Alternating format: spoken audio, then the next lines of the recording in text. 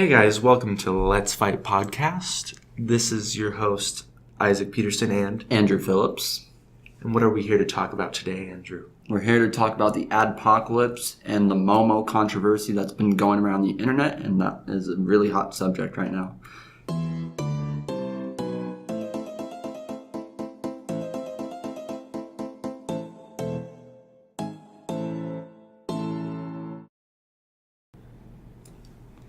So Momo, this meme controversy kind of thing is starting to make around again on the internet.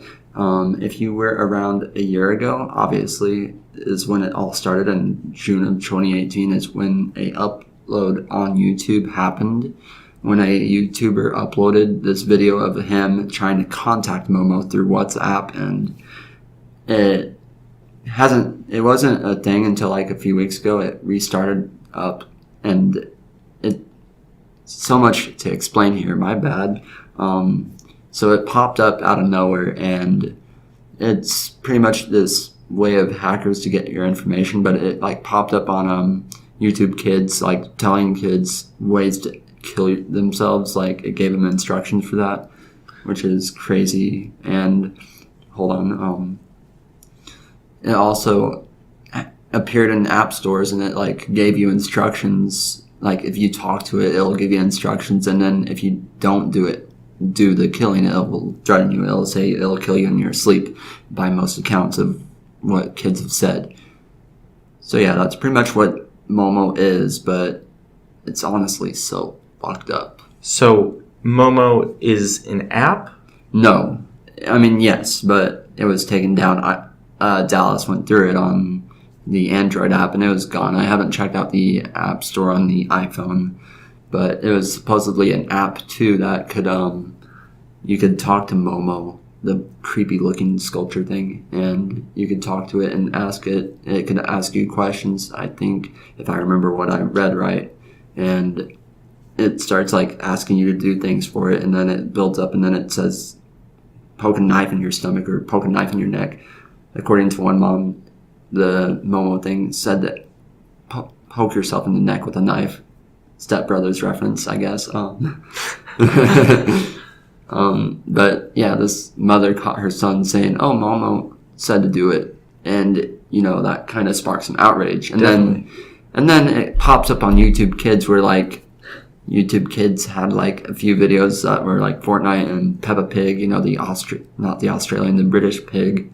And it somehow popped up in there. Kind of like the one video where who was that guy that you said that like appeared in midway through a video and said how to cut your wrists? David Rubin, I think. It's kind of like that, but way worse, because I mean, as a 20-year-old, I kind of have the humor, but I can understand it. For kids, it's not humorous. Terrifying, and especially if you're a parent. And if you're a parent, you're like, what the hell is going on? Why is YouTube not looking at this? And, they didn't catch it right away, like with most things.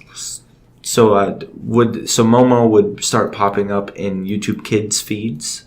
Yes, but like the videos weren't Momo itself. It would be like Fortnite clips and, family-friendly people channels. It would like pop up in those, and people are saying that it was hacked and whatnot. I don't know how it completely went, because I don't watch YouTube for kids, because I'm a 20-year-old. Yeah.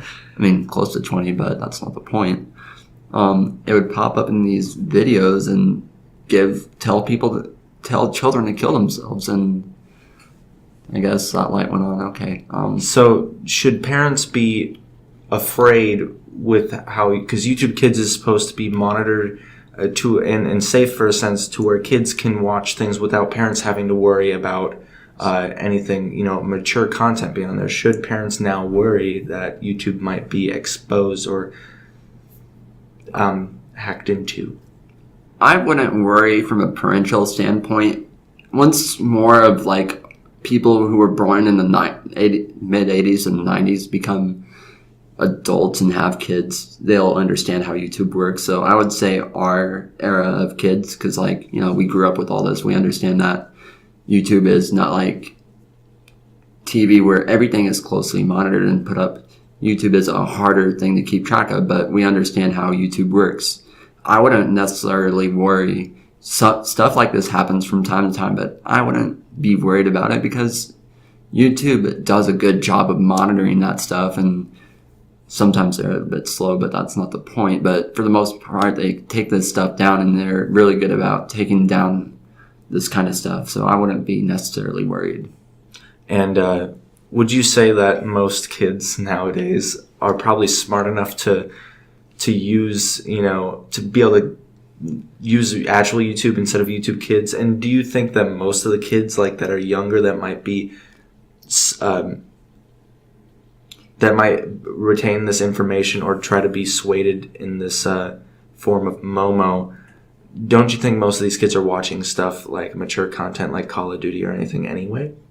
Well, because most of the articles I read, these kids are in 4th grade and below. Oh, okay. So they're not watching Call of Duty unless someone else got them into it. They're watching Fortnite and Markiplier, those kind of. I don't know if he's still a family friendly. I don't think he's ever been a family friendly. I don't know who they watch, but yeah.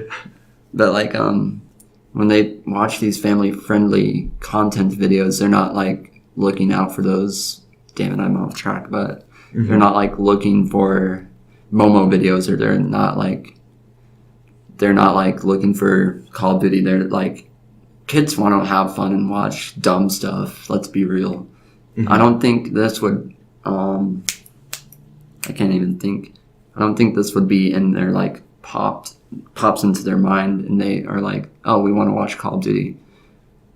So yeah, I don't know if that made sense, but no, that's all right. I kind of went off track, but moving on to the next topic. Let us know in the comments how you feel about Momo and what you think should be done about this situation. Momo's a pedophile. Moving on to the next topic, the YouTube adpocalypse number 2 ?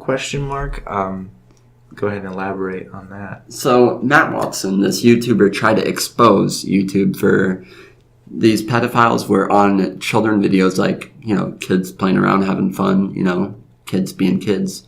These pedophiles are commenting on these videos and pointing out timestamps of when children are in awkward positions, and they're downloading these videos to keep for themselves. The pedophile shit, that's creepy as hell. I do not recommend doing that because that's creepy as fuck, and that's honestly fucked up, and you're a bad person if you do that.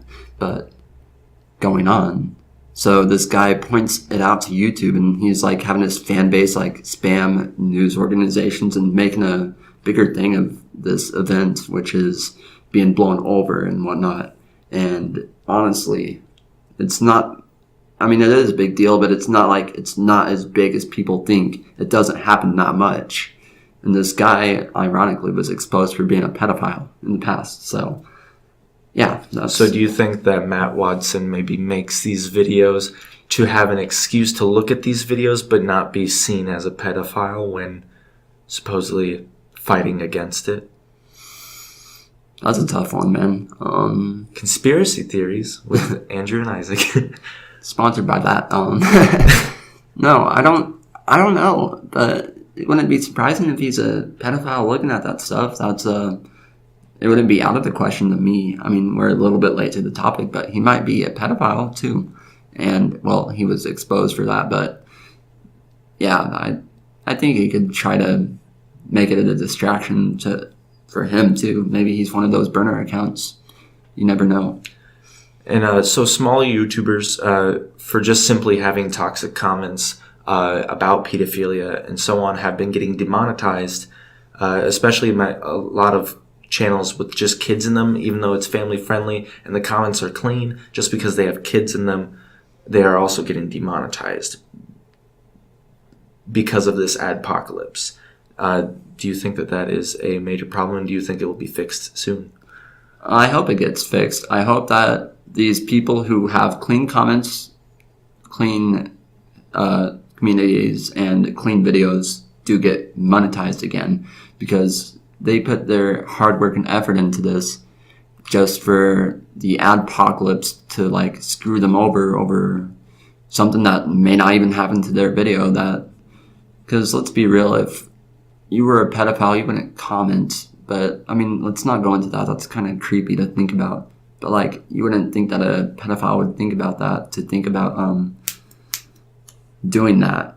That's not.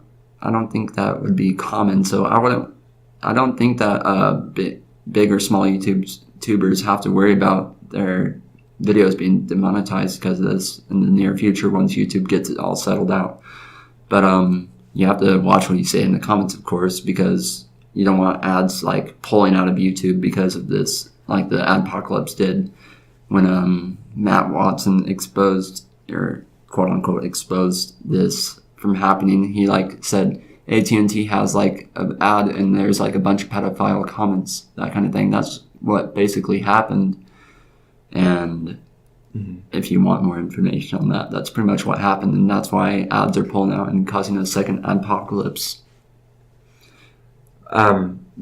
Kid-friendly channels are advised to turn off their comments and disable their comments until this all gets sorted out, just to save their monetization. They don't understand that you can like just filter your comments. You can like put out keywords like in your, if you go into your YouTube settings, there's like a filter you can use to ban certain comments. And ban certain words, and you can like review them and whatnot, held for review and likely spam. So I would advise, like, until this blows over, they can do that. But if they want more interaction and more views, because, you know, if you comment and then it brings people back. If you reply to a comment and people start replying to that comment, that brings people back. So it wouldn't be recommended by me, at least, to turn off your comments, because that interaction won't happen if you don't have comments set on. You only get the likes and the watch time, which is it, or dislikes, but that is still technically interaction, but we won't go into that. Well, moving on to a surprise third topic. Before we get into this channel, I would like to congratulate Andrew for his first big break on YouTube. Would you like to talk about that? Explain how excited you are. Okay, so this isn't like something that normally happens to me. I normally average 50 views a video, maybe if I'm lucky. And I talked about a current subject, Momo, as we all know. And I wasn't expecting it to do anything. I thought I need to talk about this because generally I care, because it involves this topics of suicide and, you know, that kind of thing. And I told a story about how a friend committed suicide. Me and Isaac both knew him from high school. And, you know, it's a topic I generally care about. And the fact that it was being told to kids to kill themselves in various ways just pissed me off enough that I needed to make a video about it. It wasn't for the views. It wasn't for subscribers, even though those are nice to have. It wasn't just for that. I needed to talk about it, get it off my mind, kind of thing. And that's why I made that video. And then I refreshed the page after it was like, because I schedule my videos to release after the quality is decent. And I refreshed the page, it's at 15 views, and then it just keeps coming up. And, you know, it's like, I feel like I've worked my ass off for the past few weeks or months making videos, and then it's like my first actual breakthrough, but you can only keep grinding and get bigger. I'm not doing this for greed. No, I do it because I actually give a damn about the subjects I'm speaking about. Whereas most people are like, oh, you do this for the views. I'm like, no, but it's a nice thing to have, even though it's something I like to talk about. That's good. His channel link and the video link will both be in the description down below. So if you somehow came here first instead of to his channel first, well, you go ahead and head over there and you'll find his true opinion about the Momo and everything from his video in there as well. And let us know what we can do to get better in these videos. Like, if you want us to go more opinionated and stay longer on subjects, let us know. We can only get better from feedback, and we truly appreciate it. We won't be Fox News and CNN where it like only does one side. It will be a fact-based, fact-checked, and then we'll have our own opinions, but it'll be fact-based opinions, educated opinions, kind of thing. Mm-hmm. So that's what to expect from this channel, you know. expect quality opinions, but fact-based. They're fact-backed up. So yeah, that's what you can expect from us. So pretty much in this video, we discussed the Momo controversy that's going around. We discussed the pedophile thing, the Matt Watson pedophile adpocalypse thing going on. So that's pretty much how our video is. So don't forget to turn on this bell for notifications, subscribe, like the video, and comment. Tell us what you think, and we will see you in the next video. Peace out.